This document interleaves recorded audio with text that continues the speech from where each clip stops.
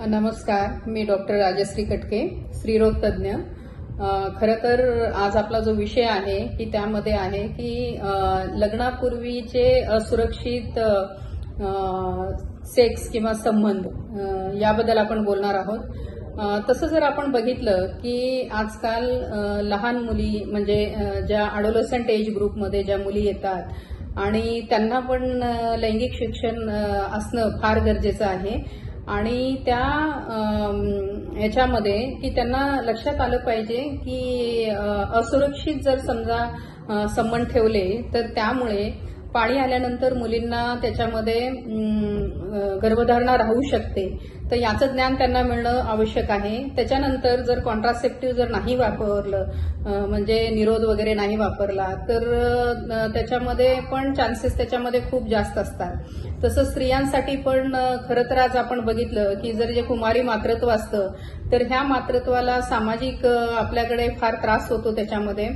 आणि त्यामध्ये त्यांना नंतर त्याची काळजी घेणं पण अवघड जातं। बऱ्याच वेळेस कुमारी माता जेव्हा आपल्याकडे येतात तेव्हा आम्हाला त्यांच्याकडे म्हणजे मी बऱ्याच वेळेस त्यांना समजावून सांगणं किंवा त्यांना आपल्याकडे त्यांची काळजी घेणं किंवा बऱ्याच वेळेस मुली असतील तर त्यांना आम्ही ऍडमिट करून ठेवतो आणि मग 9 महिन्यानंतर जर समजा गर्भपात होतच नसेल, ती जर समजा वेळ निघून गेली असेल तर मग मात्र त्या मुलींना 9 महिने होऊन डिलिव्हर झाल्यानंतर मग त्यांनी ते मुलं जे आहेत ते आपल्याला अडॉप्शनसाठी देता येतात, त्यांची जर इच्छा नसेल तर। आणि ह्या सगळ्या गव्हर्नमेंट ऑथराइज्ड अडॉप्शन सेंटर्स असतात।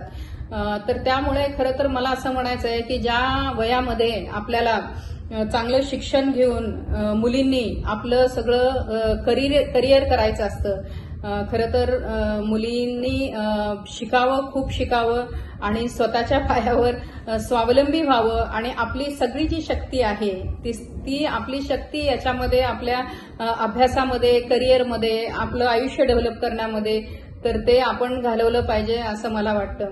बऱ्याच वेळेस घरामध्ये आपल्या मुलींबरोबर आईचं नातं हे मैत्रिणीसारखं असलं पाहिजे, त्याच्यामुळे आईने तिला समजावून सांगितलं पाहिजे। बऱ्याच वेळेस चुकीचं ज्ञान मिळतं, बऱ्याच मुलींना माहीत नसतं किंवा की त्यांना गर्भधारणा झालेली आहे आणि त्या इनोसंटली त्याला बळी पडतात। तर अशा वेळेस मला असं वाटतं की हा व्हिडिओ फार महत्वाचा ठरेल।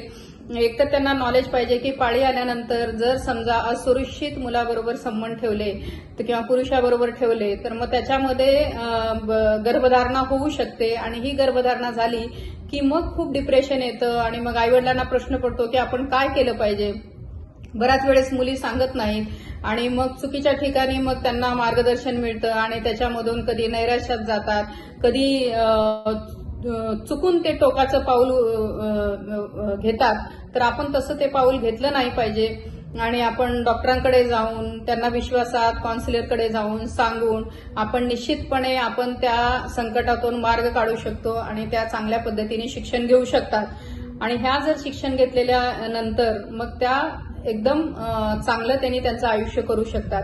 पण ह्या सगळ्यात महत्वाचा जो एक कणा आहे की ते म्हणजे अज्ञान। अज्ञान म्हणजे ज्ञान नाहीये, ज्ञान नसतं, त्याच्यामुळे बऱ्याच वेळेस बळी पडतात। बऱ्याच वेळेस अशा गोष्टी असतात की ज्याच्यामध्ये समजा आता रेप सारख्या गोष्टी आहेत की तिथे कुठलीच चॉईस नसते आणि मग त्या चॉईसमुळे नसल्यामुळे आणि तिथे मग त्यांच्यावर खूप मोठा अन्याय होतो। अशा गोष्टी वेगळ्या असतात आणि त्या कायद्याच्या दृष्टिकोनातून, माणुसकीच्या दृष्टिकोनातून आपण त्यांना मेडिकल हेल्प देऊन त्यांचा तो गर्भपात करून त्यांना आपण ते मोकळं करू शकतो।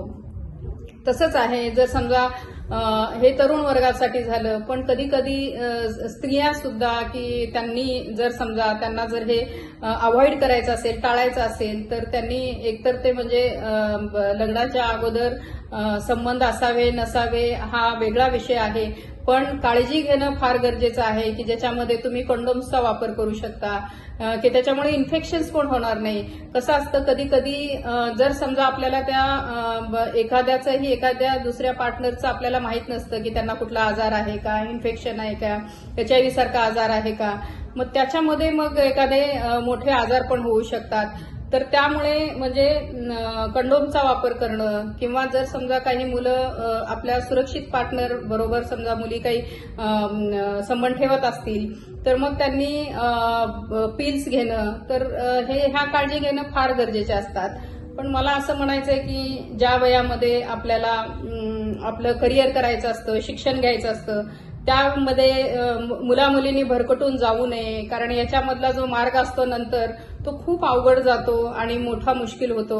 मुलांसाठी तर वेगळं आहे, पण मुलींसाठी खूप अवघड जातं. मग त्यांचं परत पुढे शिक्षण होईल किंवा नाही, नैराश्य, किंवा जर समजा गर्भधारणा झाली तर ती बऱ्याच काळ जर समजा राहिली तर ते पाडणं पण कठीण होऊन जातं आणि मग त्याचं डिलिव्हरी, मुलाचा प्रश्न, त्यांच्या घरात राहणाऱ्या, जेव्हा जसं जसं पोट वाढायला लागतं तसं तसं त्या घरात राहणाऱ्या आई वडिलांना समाजामध्ये तोंड देणं म्हणजे मुश्किल होऊन जातं आणि मग अशा बाबतीत खूप मोठं संकट येतं. जेव्हा मी स्वतः स्त्रीरोग तज्ज्ञ आहे आणि मी माझ्या प्रॅक्टिसमध्ये असे बरेच पेशंट्स यायच्या, मुली वगैरे, तर त्यांना समजावून सांगून कॉन्सिल करून आम्ही त्यांना ऍडमिट करून घ्यायचो आणि मग 9 महिन्यानंतर मग त्यांची डिलिव्हरी. ज्यांना गर्भपात करणं शक्य आहे नियमात कायद्यात बसून, त्यांना त्यांची इच्छा असेल तर ते केलं जायचं. पण कधी कधी ते इतक्या उशिरा येतात की मग आपल्या हातामध्ये काही ते उरत नाही आणि अशा काळामध्ये मग नंतर जेव्हा डिलिव्हरी झाली तेव्हा ते कायदेशीर जिथं रजिस्टर्ड आपलं अडॉप्शन सेंटर आहे